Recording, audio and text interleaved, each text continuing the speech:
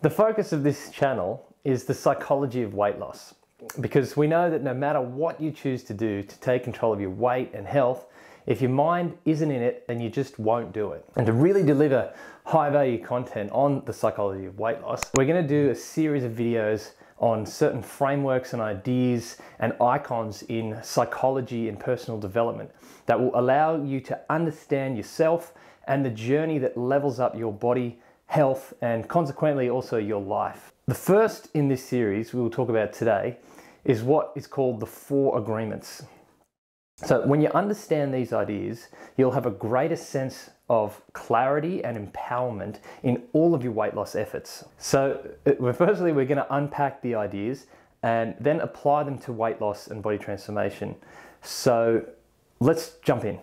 Hi there, my name is Jeff Laurence, and 20 years ago, I found myself 30 kilos overweight, insecure, unhappy, and generally just frustrated with life. But then I made a decision and I took action, and I decided to lose the weight and change my life forever. Over the next few years, even though I had lost the weight, I seemed to slowly be finding it again. And that is where I realized the real journey began. Keeping it off, maintaining the change. After some ups and downs, lefts and rights, I find myself now feeling fit and lean and generally quite happy. Now, my passion is to help others achieve those body transformations for themselves. I've become a trainer, a coach, and a hypnotherapist now to be the best as possible at doing that. If this message resonates and makes sense to you, then you might want to consider subscribing and hitting that notifications bell so that you never miss a future episode. Okay, let's get into it. The 4 agreements is a framework of 4 ideas that allegedly dates back to ancient times from the mysteriously highly developed Toltec civilization. The agreements represent a way of being that, if practiced, one would never have to experience any unnecessary suffering. That sounds kind of cool, right? Every word that we speak to another human that speaks the same language is, in a sense, based on an agreement. We agree that this collection of sounds means X, Y, or Z, or on the cultural level that this is the way that we should behave at a wedding or a funeral. And we make sense of our lives and how we should think and behave based on the agreements that we have unconsciously agreed to regarding what is true. And by unconsciously, I mean outside of awareness or choice. The societal and cultural ideas we grow up in are just downloaded into our deeper consciousness, and more or less just becomes the control center of what and how we think and act and live. So these unconscious agreements that we live by influence what we think is right and wrong and how to approach challenges in life, including weight loss and body transformation.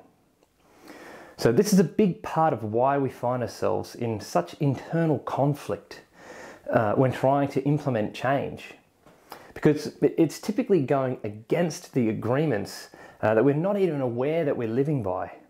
So in a nutshell, we are operating our lives based on these unconscious agreements, and by installing these 4 agreements into our lives, we can live with more power and peace. So let's get into them now. The first agreement is, be impeccable with your word. There are a few key parts to this idea. The first one being that this is not just your word to others. It's even more importantly, it's your word to yourself. So being a person of your word means that when you tell yourself or someone else you will do something, you will do it. So there are many benefits to being a person of your word. A strong one is primarily that if you're trustworthy in the world, that when you say something, people take you seriously. They know that you wouldn't say something if it were not true, or when it comes to doing something, that you were not going to do everything that you reasonably could do to make it happen. When your character is rock solid like that, not only do others take your word seriously, but you take your own words seriously. And wouldn't it be an awesome thing to tell yourself to do something, and you took yourself so seriously that you consistently did what you told yourself to do. Right? This is true personal power. And this energy that you carry with you feeds back into the outer world also. So when you take your own words seriously, the world responds to that, and you will find things seem to start happening in a much more solid way. When there's less uncertainty about you and what you interact with, what you say obviously has more certainty, and more certainty equals less anxiety, because ambiguity is the foundation of anxiety. So the more certainty and belief there is in your words to yourself, the more the world has certainty in you, and then the more serenity surrounds you. The more you respect your word, the more the world respects you. So the other key idea here is found in the word impeccable. The definition of the word impeccable is in accordance with the highest standards. So basically, high quality words to yourself and to others at all times. Spend as little time as possible thinking, speaking, or hearing low quality content, such as gossip and putting yourself or others down, and things of this nature. I think intuitively we can interpret what high quality content is, and it makes sense when you understand the adage that you become what you think about most of the time. So if your consciousness is full of doubt and negativity and wishing it were different, jealousy, resentful of our reality and circumstances, these energies are going to be the emotions that we feel dominantly, and so will influence our overall mindsets towards our goals and meaning in life and fulfillment, ability to change ourselves and life in general, really. If we are too busy feeling all this negativity, then we don't leave any room for positivity to come in and influence us in the direction that we want to go. So to talk more specifically now about how this applies to weight loss and the well-being game. I've not heard of anyone who was constantly deep in the feeling of their thinking of doubt and shame and pain and succeeded greatly at their weight loss. Whenever people might say that they have, at some point in their lives, achieved big results in a negative mindset, it would usually have been from a painfully drastic process that gets there quickly, but then they're unable to maintain it. Right? And not to mention how much doing it that way defeats the whole reason for losing the weight in the first place. And that reason to be achieving well-being. The way you lose it will become part of how you keep it off. So we must be careful about the energy that we choose to lose it with. Also, when we're impeccable with our words, we stick to our commitments more, and breaking down bad and building new positive health habits and routines requires a good dose of commitment. And since the world takes you more seriously too, the world around you supports your mission more and makes the journey a much more enjoyable and sustainable thing. So stay in the energy of high quality thinking and feeling, and your experience and results will be of a higher quality. The more impeccable your words, the more impeccable your feelings, the more impeccable your behaviors, the more impeccable your results, the more impeccable you. So the second agreement is don't take anything personally. A really powerful piece I often use during psychotherapy sessions to give context to this idea is to highlight that we all carry a question within our hearts unconsciously at every moment in life. And that question is, what does this say about me? Like, if someone cuts us off in traffic, we might feel the thought, does this mean I'm a bad driver? Or if we hear someone talk about an achievement of theirs, we might feel happy for them a little bit, but at the same time, unconsciously, we consider, what does their achievement say about my achievement and who I am and how far I should have come in life? If we can or can't do something or just want to do something, it seems to be constantly distorted into an attack on our identity, on who we are and who we are becoming. But the reality is that none of it has to do with us fundamentally. The truth is that everything is neutral. Things are what they are. It's only our interpretation of them that defines them. As one of the grandfathers of personal development, Wayne Dyer, said, "When you judge another, you do not define them, you define yourself." So especially if it's coming from another person toward you, it should not be taken personally. It's just being run through their filters and frames and what they like and dislike and see as right and wrong, good and bad, based on their background and life experiences and decisions. Their judgments are not objectively true, and neither are yours or anybody's. They're just individual interpretations, preferences and ideas.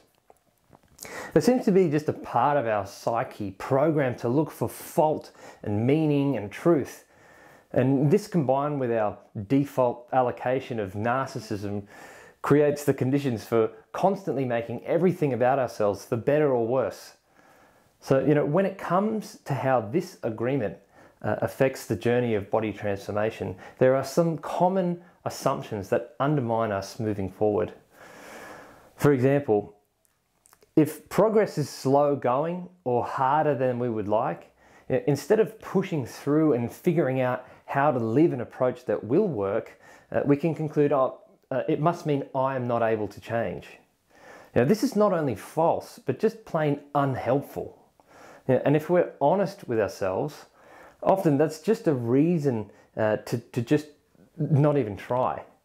Right? If we're attempting a particular diet or exercise program and it doesn't work, that doesn't mean that you don't work. It just means that it didn't work at that time in your life. Also, the speed at which you achieve results does not say anything about you. Everyone's lifestyle and priorities, abilities, background, history, biology and psychology are unique, and no one's progress is going to be the same. We do not exist in a vacuum. So no one should expect the same results as someone else from the same program. Even if it's hard right now, that doesn't say anything about your ability to handle the game in general. Right? It might say something about your capacity to deal with the particular approach at that moment in time, but again, it's not about you. As long as you adapt what you're doing to meet where your capabilities are at the time, you can carry on to be how and who you want to be. Working on your body and your mind is a process of evolution, of building, of starting with a little and growing it into a lot. You are where you are in the process, and that just means you are where you are. Internalizing it as anything more than that and what it is right now is ignoring what it could be, and really a total distortion of reality that doesn't make you feel good or help you achieve your dreams. So, the next two are really going to bring the philosophy home. So stick with me here right through the end and you won't regret it, I promise. So the third agreement is don't make assumptions. As the age-old saying goes, assumptions make an ass out of you and me. I first heard this from my PE teacher in high school, and I remember thinking, well, they might make an ass out of you, but not me. So, of course, thinking, but my assumptions are right, so they're not really assumptions. They're just correct analysis of the situation. I point that out here to address the fact that maybe some assumptions we make are actually accurate, but also maybe they're not. And if you ask yourself how helpful is it to operate out of assumptions, you'll likely end up concluding that it's usually just leads to mistrust and frustration and overwhelm. So until we can know something is true, it's always nicer to operate without assumptions. So ultimately, our only realistic choice is that we must take what limited amount we can know about something and just take action on the information we have. And then we will get the outcome we get, and from there, assume as little as possible about it while learning as much as possible from it, and then move forward, repeating this process to create the cycle of growth and evolution. Translating this now into its relevance to building your body, A common experience that really throws us off course emotionally in the weight loss game is when we make certain assumptions that are often untrue and always unhelpful. For example, like assuming why we didn't lose the weight. Right? Thinking it was because of that snack you had or the walk you didn't do can lead to micromanaging every tiny behavior that you do and make you feel like this is all just too much to keep up. But in reality, you may have just been heavier because you were more hydrated or haven't finished processing last night's dinner. Another common one that trips us up is assuming a particular food is low calorie because it is healthy, or that it is more healthy than it really is without actually knowing. For example, avocado and nuts are super healthy, but also super high in calories. So even though it is healthy, you can definitely get fat eating them. Or thinking a muesli bar is healthy when it's actually closer to confectionery than healthy grains. Another assumption that doesn't help is assuming that you won't be able to do it. Now, I hear this a lot in regards to many things in life, but a good example of this one at work is when training people. You know, I'll say do 20 reps of a particular exercise, say, and then they'll just blurt out, "Oh, I can't do that," before even attempting it. Yeah, and I'll typically respond by saying, you know, "Show me you can't do it. I want to see that you can't, and then I'll believe you." And almost every time, people will surprise themselves with how well they were able to do it, and the fact that they could. You know, we have way more capacity than we give ourselves credit. Counting yourself out before even attempting it is a mistake. You know, as they say, you miss 100% of the shots you don't take. Right? So at least prove to yourself that you can't do something before you say you can't. You might just pleasantly surprise yourself. A final example of a common assumption made that prevents us from winning the weight loss game is when we're attempting a particular diet or exercise program and it doesn't work out, that the whole thing doesn't work, or that it couldn't work for us at all ever. Writing off a whole program or philosophy because at that time in your life it was not suitable for your level of engagement and understanding does not mean that bits and pieces of it couldn't work for you, or would work if you do less of the program, but still some of it. Often aspects of it could work for you if you just did it a little bit differently than it was suggested, or you could shift some other small things around in your life and it could work really well. You know, the possibilities of what can work for you are endless. Never assume they are not. And that's very exciting. Okay, so the fourth agreement is always do your best. Now this agreement really brings it all together.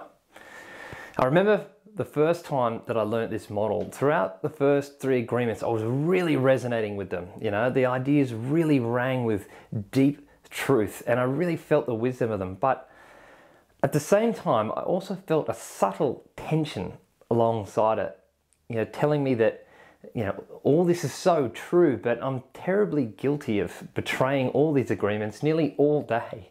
And it would be quite the achievement if I were actually able to be this way all day. You know, and I'm not fully confident that I'd be able to live up to these agreements.